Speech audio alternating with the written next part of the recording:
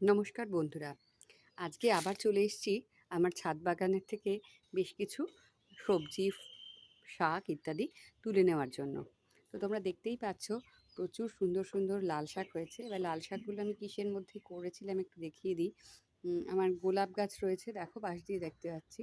তো ওই টবটা তো এখন মোটামুটি শীতকাল নেই, এখন গোলাপ গাছ অতটা আহ, ব্যাপারটা নেই ফুলের। তো সেজন্য আমি কিছু ডাল ছেটে দিয়েছিলাম। তো গাছটার পাশ দিয়ে এবার গোটা টবটাকে নিয়ে তার মধ্যে বেশ কিছু লাল শাকের বীজ ছড়িয়ে দিয়েছিলাম। আমার ছাদেই হয়েছিল আগে লাল শাক, তার থেকেই বীজ করেছিলাম, কেনা বীজ নয়। তো সেটার থেকেই একটু এক্সপেরিমেন্ট বেসিসেই আমি করেছিলাম, কিন্তু বেশ সুন্দর শাক হয়েছে, তোমরা সবাই দেখতে পাচ্ছ, দারুণ।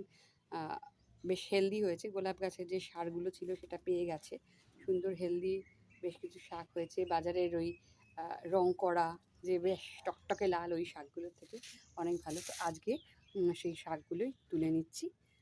তো আর এই যে আমার যে বিভিন্ন হারভেস্টিং ভিডিও তোমরা দেখতে পাচ্ছ, সেই ভিডিওগুলো তোমাদের কেমন লাগছে তার ব্যাপারে তোমরা অবশ্যই আমার চ্যানেলে এসে মতামত দিও।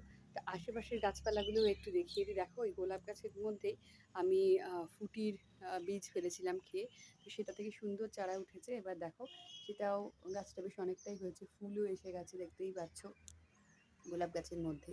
দেখো লতিয়ে দিয়েছি, সুন্দর দেখা যায়। তো এই গাছটাও যখন ফল হবে অবশ্যই বন্ধু তোমাদের সাথে শেয়ার করে নেব। এই দেখো প্রচুর প্রচুর আমার শাক হয়ে রয়েছে, তো সেই শাকগুলোই তুলে নিচ্ছি আজকের মতো।